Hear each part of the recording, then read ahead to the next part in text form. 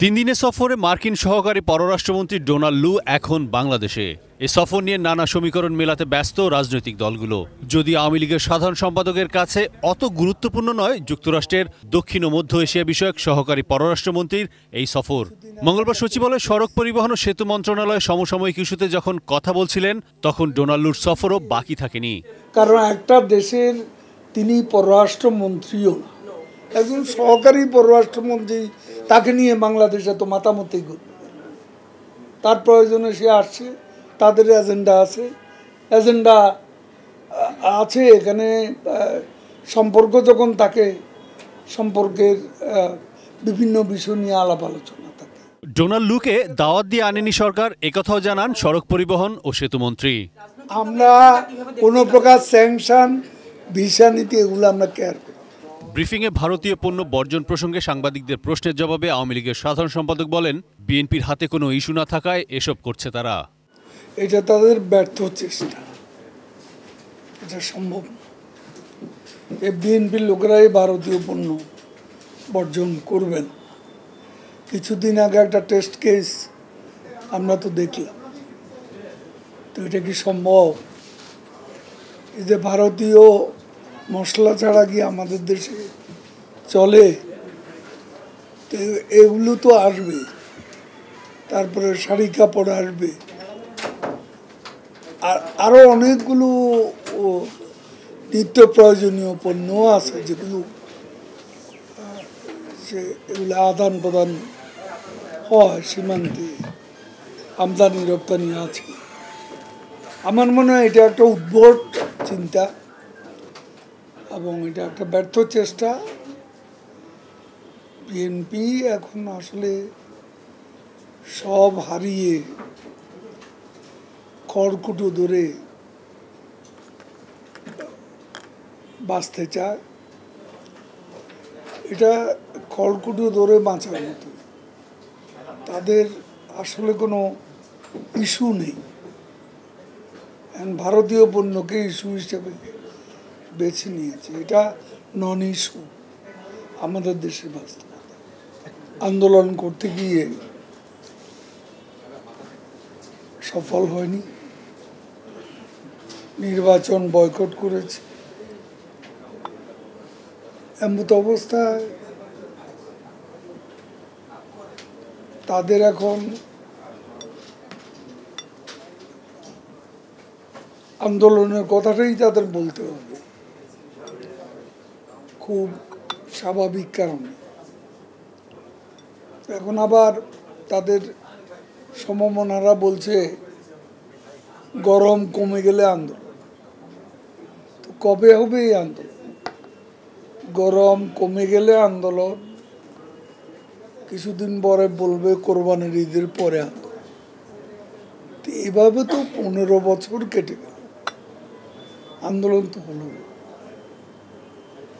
এখন এটা তাদের দিব্যার স্বপ্ন। এই দিব্যার স্বপ্ন বাস্তবায়িত হওয়ার সম্ভাবনা নেই, এই কারণে যে তাদের আন্দোলনের সাথে জনগণের কোনো সম্পৃক্ততা নেই। ইদানিংকালে তারা ঢাকায় 2টি সমাবেশ করেছে, 2টি সমাবেশই ফ্লপ করেছে, এটা আপনারা দেখেছেন।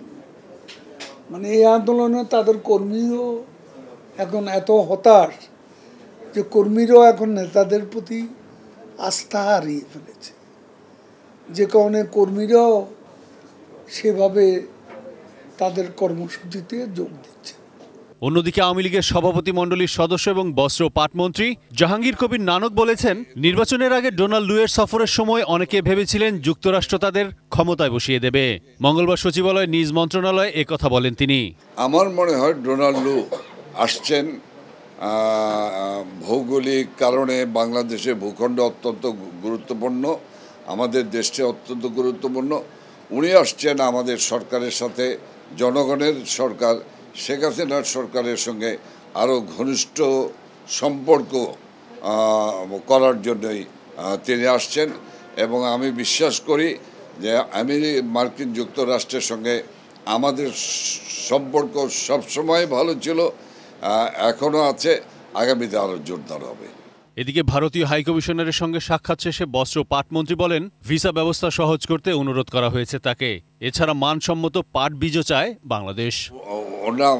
আমরা যে সমস্যা বলেছি ওনারা একমত হয়েছেন। ওনাদের এ ব্যাপারে কিছু সমস্যার কথাও বলেছেন যে আমরা এটাকে সহজ করার চেষ্টা করছি। ওনারা লোডের কথা বলেছেন যে আসলে এত ভিসা আমাদের দিতে হয় যে এটা কখনো কখনো আমাদের কাছে ওভারলোডেড হয়ে যায়, এবং এটা সত্য। কাজেই সেই ওভারলোডকে সামাল দেওয়ার জন্য যেটা প্রয়োজন সেটা করতে হবে। এবং এ ব্যাপারে আমি গত বছরে আমি ভারত সফরে গিয়েছিলাম, তখন মন্ত্রী না, কিন্তু আমি বাংলাদেশ আওয়ামী লীগের প্রেসিডেন্ট সদস্য হিসেবে গিয়েছিলাম দুদেশের রাজনৈতিক সফরে। সেখানেও আমি ঊর্ধ্বতন কর্তৃপক্ষ মন্ত্রী পর্যায়ে আমি আলোচনা এবং ঊর্ধ্বতন কর্মকর্তা পর্যায়ে সেখানেও আমি এই বিষয়টি কিন্তু বলে এসেছি।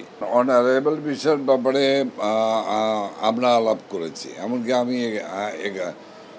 উদাহরণও দিয়েছি যে সৌদি আরবের মতো জায়গায়ও ভিসা অনেক সহজ করে ফেলেছেন। সেখানে গোল্ডেন ভিসা চালু করেছেন, অনারাইভাল ভিসা চালু করেছেন।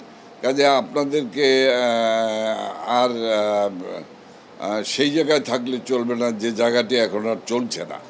কাজে আপনারাই বলছেন ওভারলোড হচ্ছে। কাজে এই ওভারলোড কমাতে হলে আমাকে আপনি ভিসা দিলেন, সেই ভিসাটি যদি 2 বছর মেয়াদি দিয়ে দেন মিনিমাম, তাহলে এই 2 বছরের মধ্যে কিন্তু আমি গিয়ে আপনাকে লোড দেব না। এই 2 বছরের মধ্যে কিন্তু 2 বছর পর্যন্ত কিন্তু এই মানুষটি আর আপনাকে ভিসা কেন্দ্রে যাবে না। কাজে লোড কমাইতে হলেও এই আপনার ভিসার মেয়াদ দীর্ঘমেয়াদী করতে হবে। এই বিষয়গুলি নিয়ে খুব সহজভাবে আমরা আলাপ করি। এখানে কোনো ডিপ্লোম্যাটিক আলাপ নয়, মূলত সমস্যা ভিত্তিক আমরা আলাপগুলি। উনি একমত হয়েছেন এবং উনি বলেছেন আমরা বিষয়টা চেষ্টা করছি এই করার। তবে উনি বলেছেন যে নির্বাচনের পরে আমরা এ ব্যাপারে প্রয়োজনীয় ব্যবস্থা নেব।